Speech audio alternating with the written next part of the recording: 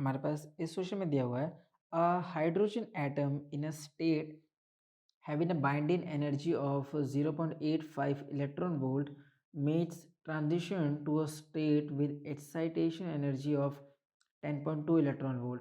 पहले पार्ट में पूछा जा रहा है identify the quantum numbers n of the upper and the lower energy states involved in the transition. सही है।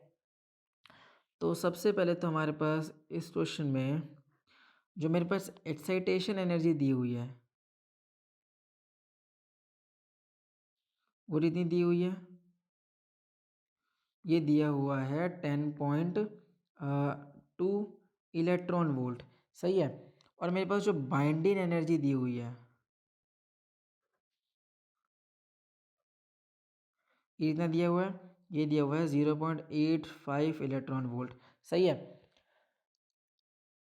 अगर मैं तुमसे फर्स्ट पार्ट तो सॉल्व करते हैं पहले। बाइंडिंग एनर्जी का फॉर्मूला हमें पता है क्या होता है, मान लेते हैं ई, ये होता है अपने पास -13.6 जी स्क्वेयर बाई एन स्क्वेयर। सही है। और क्योंकि हम हाइड्रोजन की बात कर रहे हैं तो जी कितना हो जाए विच इज़ एटॉमिक नंबर, तो जेड हो जाएगा मेरे पास 1। सही है। सो एनर्जी कितनी आ रही है यहाँ से हो जाए -13.6 बाई एन स्क्वेयर, ये तो 1 ही हो जाए ना। सो ये वैल्यू मेरे पास दी हुई है, कितना दिया हुआ है 0.85। सही है। और ये हो जाएगा -13.6 by N square. So N square कितना हो जाएगा -13.6 डिवाइडेड बाई 0.85। सही है। अब तुम जानते हो कि square root of negative number तो पॉसिबल नहीं है ना, हम यहाँ पे कॉम्प्लेक्स नंबर की तो बात नहीं कर रहे हैं यहाँ पे। सो मैं यहाँ से कह सकता हूँ अगर मैं इसका सिर्फ मॉड्यूलस लूँ, सही है, तो सिर्फ अगर इससे मॉड्यूलस की बात की जाए तो इसे सॉल्व करने पे जो मॉड्यूलस आता है तो एन की वैल्यू कितनी हो जाएगी यहाँ से, ये हो जाएगा मेरे पास 4। सही है। तो यहाँ से एन की वैल्यू कितनी आ रही है मेरे पास 4। अब मेरे पास एक्साइटेशन एनर्जी भी दी रही है। सो उससे क्या फॉर्मूला हम फाइंड करते हैं, उससे हम बेसिकली फाइंड आउट करते हैं, मान लेते हैं डेल्टा ई।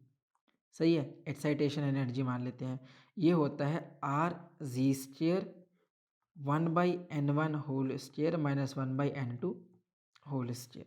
सही है। यहाँ पे जो n1 और n2 है उसका मतलब समझो, n1 वो स्टेट है जहाँ पर हम आते हैं, बेसिकली हमारी फाइनल स्टेट। सही है। और ये n2 क्या है, n2 हमारे पास इनिशियल स्टेट है, हम जहाँ से भी आना चाहते हैं। तो इन दिस केस हमें n2 फाइंड आउट करना है, क्यों, क्योंकि मेरे पास n1 की वैल्यू 1 दी हुई है। सो ये मेरे पास दिया हुआ है, कितना दिया हुआ है ये अपने पास, ये दिया हुआ है। अच्छा, मुझे यही वैल्यू फाइंड आउट करनी है ना, तो मैं यहाँ से कह सकता हूँ,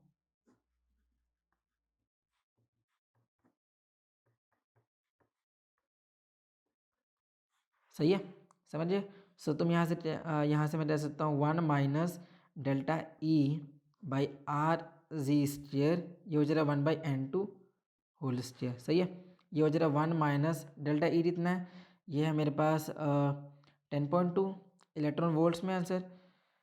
आर की वैल्यू होती है 1.097 इंटू 10⁻⁷। और जी कितना है 1 है, क्योंकि हम हाइड्रोजन की बात कर रहे हैं, तो जी तो हम 1 नहीं लिख देते यहाँ पे। सही है। तो इसे सॉल्व करने पे n2 होल स्क्वायर, जब तुम इसे सॉल्व करते हो ना तो तुम्हारे पास जो n2 की वैल्यू आती है वो कितना हो जाता है, वो हो जाता है 2। सही है।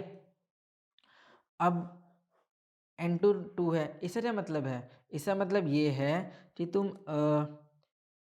अब तुमसे उन्होंने पूछा जाता है पहले पार्ट में अपर एंड लोअर एनर्जी स्टेट्स पूछी थी। सही है। अब तुम इजीली बता सकते हो कि तुम कहाँ से कहाँ जा रहे हो। सही है। सो तुम n इज इक्वल टू 4 से कहाँ जा रहे हो, to n is equal to 2। मतलब ये क्या है तुम्हारे पास, ये है तुम्हारे पास इनिशियल वैल्यू और ये है तुम्हारे पास फाइनल वैल्यू। सही है। तो ये क्या हो रहा है तुम्हारे पास, ये है तुम्हारे पास हायर हायर स्टेट, और ये क्या है तुम्हारे पास, ये हो रही है तुम्हारे पास लोअर स्टेट। सही है। तो फर्स्ट पार्ट तो सॉल्व हो गया। अब अगर मैं इससे बी पार्ट को सॉल्व करूँ, सही है। सो बी पार्ट में क्या पूछ रहे हैं, find the wavelength of the emitted radiation. सही है। तो हमसे वेवलेंथ पूछ रहे हैं फॉर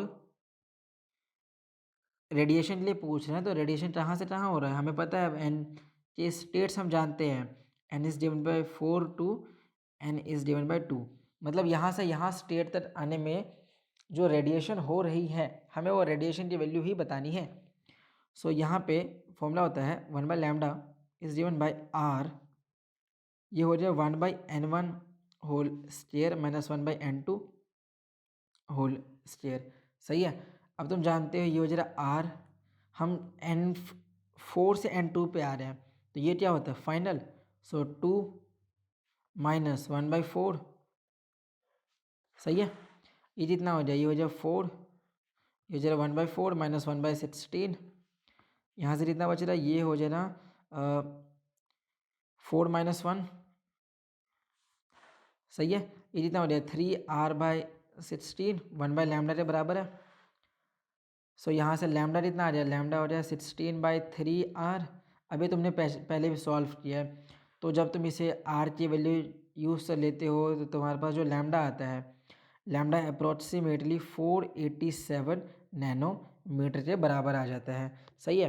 तो हमारे पास दोनों ही क्वेश्चन दोनों ही पार्ट सॉल्व हो जाते हैं। आर की वैल्यू चाहिए उससे नहीं है तुमने 1.097 इंटू 10⁻⁷, तो हमारे पास यही फाइनल आंसर है। इससे आसान सॉल्यूशन और कहीं नहीं।